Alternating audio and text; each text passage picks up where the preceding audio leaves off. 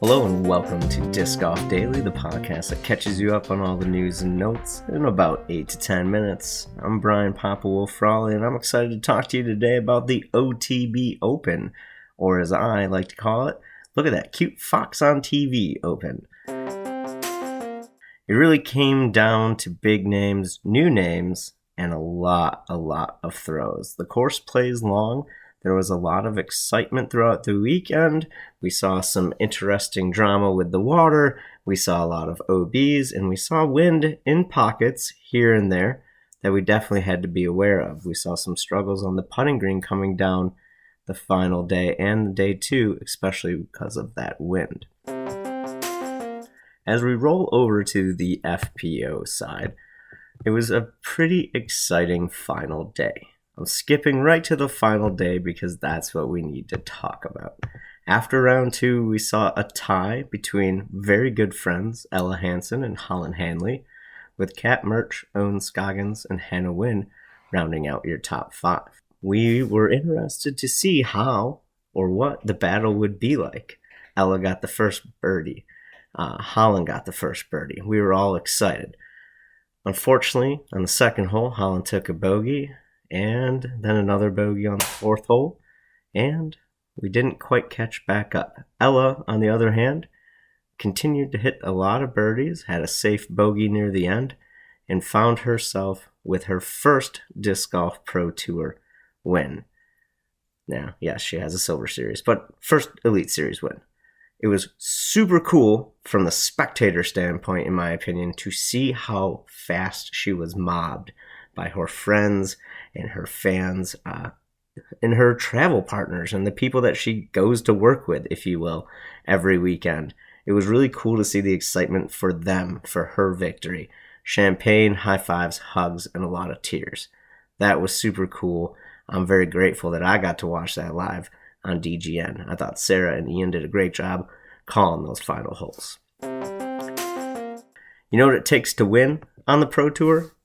It takes shooting 36.6 points above your rating, because that's what Ella did over the weekend, so congrats to her. Madison Walker also shot 34 points over her rating, and Annika Christensen shot 26 points over her rating, so congrats to those ladies. We did have a few higher-rated players, unfortunately not cash. Stacey Ronsley, Sheila May Lay, and Zoe Andyke were your three highest-rated FPO players, unfortunately not cashing. On the MPO side, on the first day, we saw a lot of fandom because Paul Macbeth's name was at the top with Adam Hammis as well. Colton Montgomery, a well-loved player, Gannon Berg, Cole Rodolin were all at -9, so we had a couple at -10 and 3 at -9. By the end of day two, we had quite the shakeup. None of the following names were on the first card that I just read out loud. We had Gavin Rothburn, Calvin Heimberg, Ezra Aderholt, Sullivan Tipton, with Robert Burrish, Zachary Nash, and then Paul Macbeth tied for fifth in that group. Gavin shot a -10, with Ezra Aderholt setting a course record with a -13. Your lead card going into the final day was Gavin Rathbone, Calvin Heimberg, Ezra Aderholt, and Sullivan Tipton. It was really interesting to see almost the match play style going down in the back nine. I believe Ian even referenced that on the DGN call. Is Calvin going to birdie? All right, then is Gavin going to birdie? And vice versa, going back and forth. We also saw a eagle with one Mr. Randon Latta on hole 5, which I believe was one of the only eagles on 5 the entire weekend. Sullivan Tipton impressed many of us with birdieing 5 out of the first 7, and our old friend Ricky Wysocki had a great -11 to shoot himself into that top 10 conversation as well throughout the day. Coming down to it, though, on the 16th hole, Calvin got himself a par. Gavin unfortunately got a bogey. They both birdied 17, both parred 18, for giving Calvin Heimberg back-to-back weekends on the Disc Golf Pro Tour to become a champion, or back-to-back stops, I should say. There was a weekend in between there. It took Calvin 370 days to get his first victory on tour this year. From his last victory on tour last year, it took him about 2 weeks to get the next one. That's pretty cool, if you ask me. Randon Latta, as previously mentioned, shot 41 points over his rating. That got him to be the best rating event rating to personal rating ratio, if you will. Gavin Rathburn, who took who took second, shot 33 points over his rating, and aforementioned Sullivan Tipton shot 32 points over his rating. So congrats to those players. With this, there is the yang and the yin. Alden Harris, Paul Ulibarri, and James Conrad were your three gentlemen who were the highest rated players who did not cash. Speaking of cash, did you see that new cash line pop up in the app if you were watching the live scores on PDJ Live? I thought that was pretty cool. As I record this at nearly 10 o'clock Eastern Time, I don't have an update on the Disc Golf Pro Tour standings, but I can tell you what they were going into the final day. We had AB in first, Gannon in second, Nicholas in third, Ricky in fourth, and Kelvin in fifth. Those numbers are going to switch around a lot. Look forward to that update later this week. Evelina was on the FPO side with Kristen in second. They did not play a Disc Golf Pro Tour event this weekend, so we had Owen, Missy, and Holland in third, fourth, and fifth. I'm sure we're going to see some movement there, as well as Ella Hansen, who was just inside the top 10. We expect her to jump as well. So as I'm editing this a little bit later than Brian, I decided I'd check the standings, and lo and behold, they were just updated. Brian nailed it. Ella Hansen moves up into 6th place with 616 points. Interestingly, Kristen Tata has moved down to 5th place. She's not played. She's over in Europe, hopefully having a great time.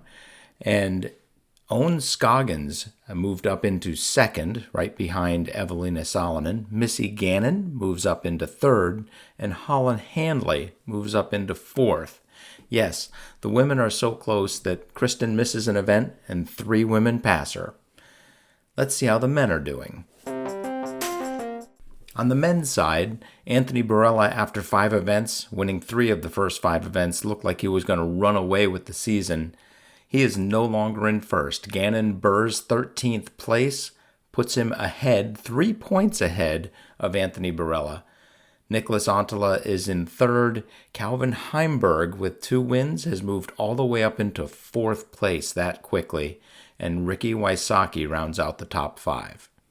Shout out to Gavin Rathbun, who's having a very consistent season. His 2nd place finish moves him up into the top 10. He sits in 8th place. When it comes to the Boar score, overall this week was pretty good if you ask me. We saw a lot of excitement on a ball golf style course. I like the natural OBs with the water, and yes, there was some flagged OBs with greens and sides as well, but you're going to see that. We did get to see a lot of low ceiling shots too, which create a little bit more difficulty than just your wide open sky. On the FPO side, we had holes 10, 13, and 14 coming in with the highest Boar score. Unfortunately, so maybe not the most exciting of the holes to watch coming down that middle section towards the end.